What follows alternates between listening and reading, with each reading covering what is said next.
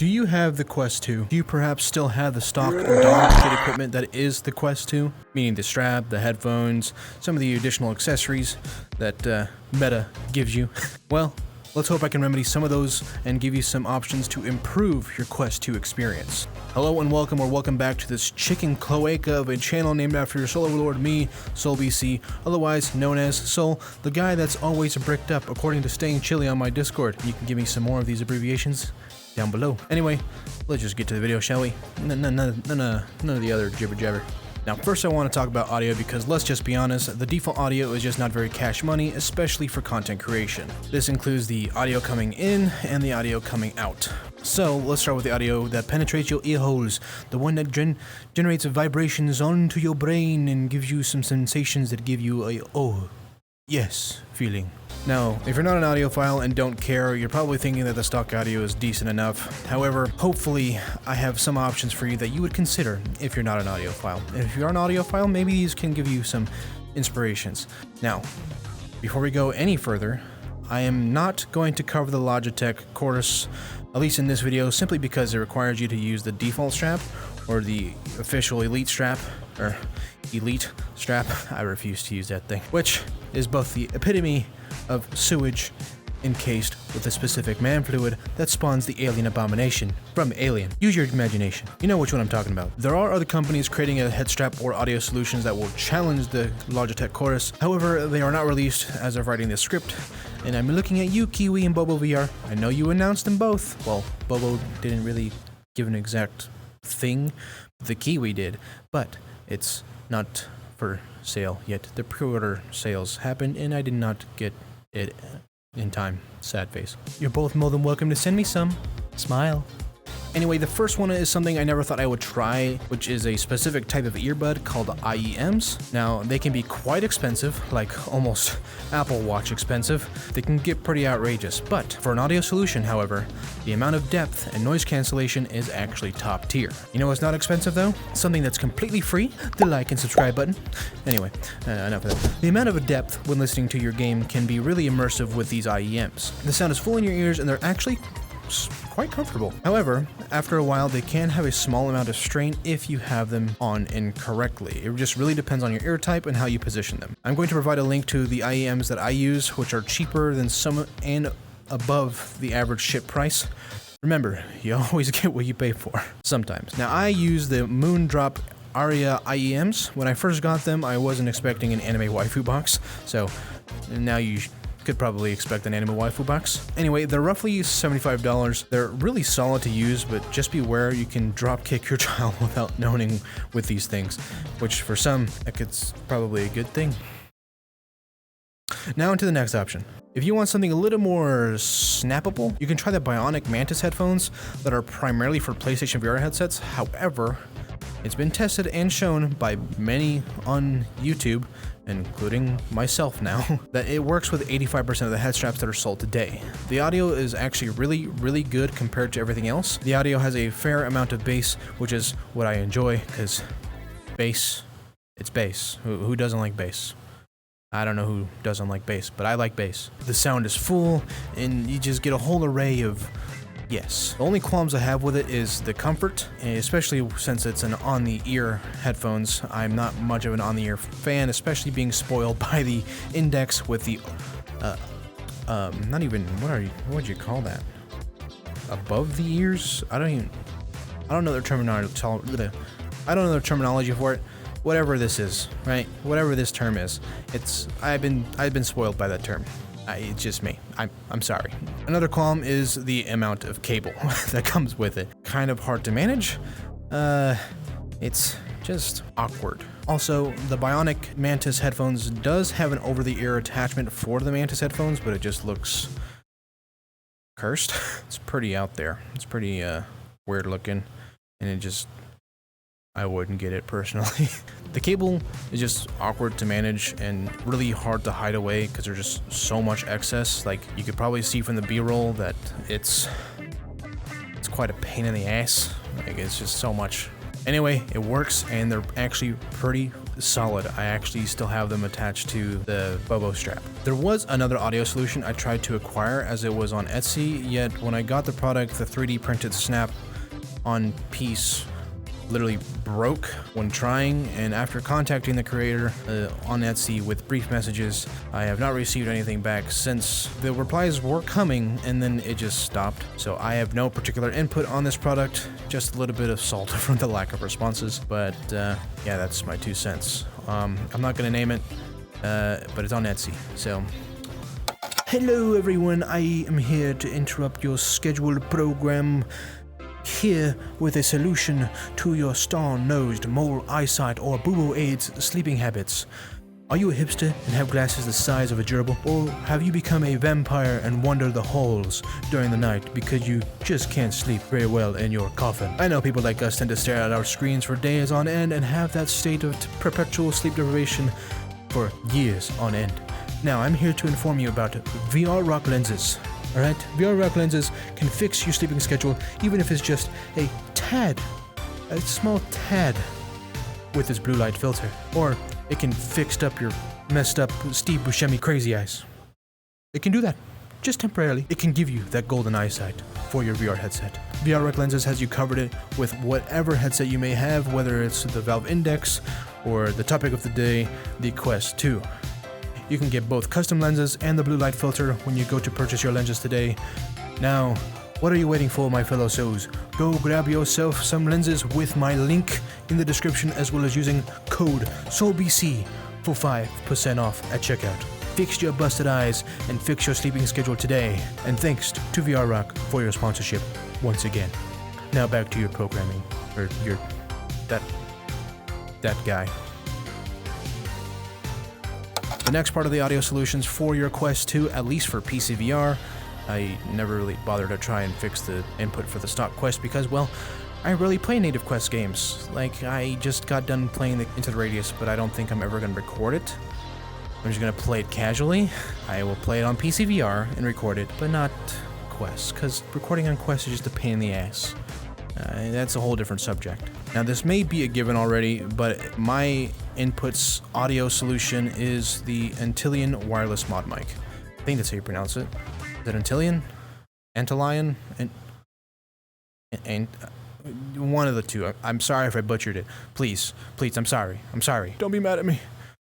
Don't be mad. And honestly, this thing, that microphone is an absolute menace. Like, it's the most adaptable microphone, whether you're using it for your everyday headphones instead of an XLR mic like myself, or for your VR headset. Like, if I didn't purchase an XLR microphone, I would probably be using this all the time. Like, it's really top grade quality, like top tier, like, ooh, I give it so much praise, it needs more praise. That kind of mentality. I'm just saying that right now. So when you get the Antlion, or the Mod Mic, if you get the Mod Mic, it will come with little mini magnet thingies you can attach to your headset or whatever. Like for me, I have mine on my right side of my index, but I don't use my index one anymore. But I have it for my Quest, and I have it on the straps. And they work, and it's so good. Like, it's really, really good. And the sound quality is actually superb. The only thing you gotta do is raise the gain by a few decibels so your friends can hear you loud and clear. Same thing for recording. It's just a top tier choice for me in terms of audio inputs. You need to get it. Seriously. Now, in the last Quest 2 video, I covered the Bobo M2 Plus. Now, I potentially have another option for you.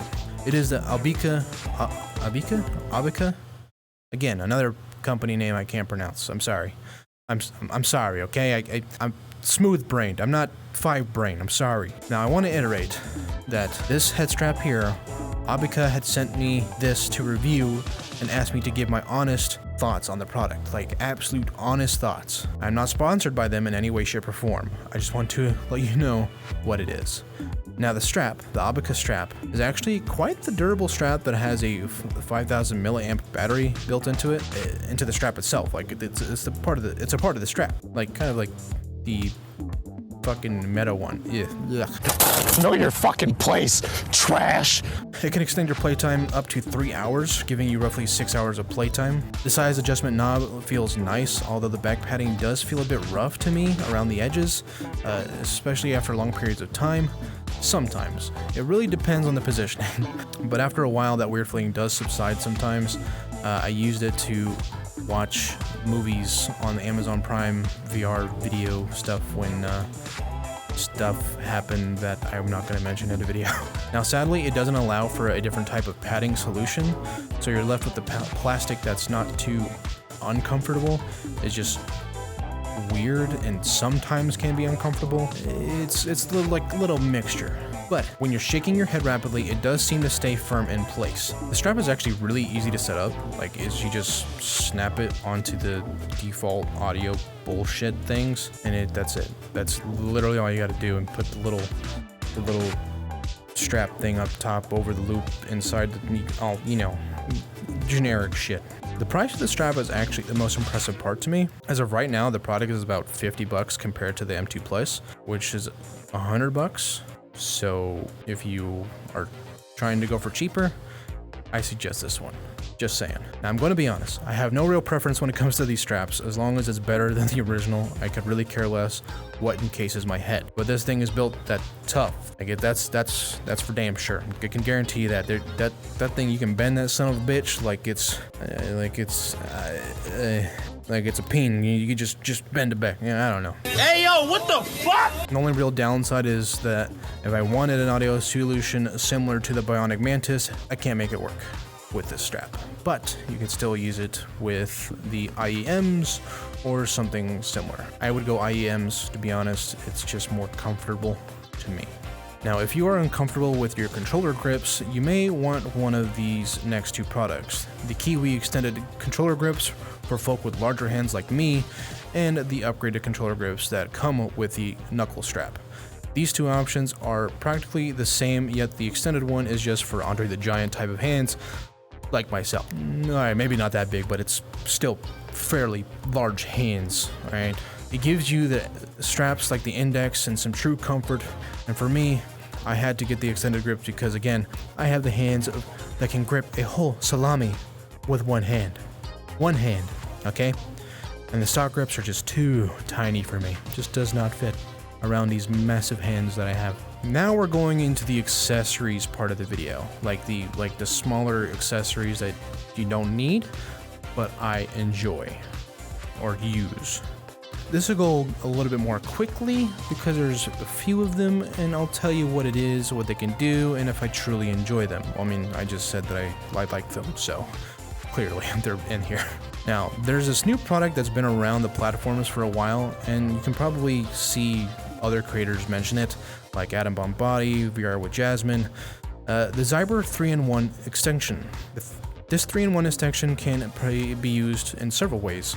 Examples being Walkabout Mini Golf, the Kayak Paddle, or Mall Saber for Beat Saber, or extensions of the default Beat Saber handles, or Fruit Ninja VR if you still play that fucking game for some reason, I don't know. This 3-in-1 handle can have some weights to give you some arm muscle movement, you know what I'm saying? Give you some of that, give you some exercise going. This is for people that don't get outside, aka me. Alright, I don't leave out. I'm a homebody. Alright, I stay home. This handle is actually quite comfortable as well. Now currently there is a promotional code going on for Amazon for an extra 20% off of your order for the Zyber VR handles. So if you're interested, you can use my links in the description as well as the coupon code, the Zyber. It's just a promotional thing that's going on for them right now. Do it.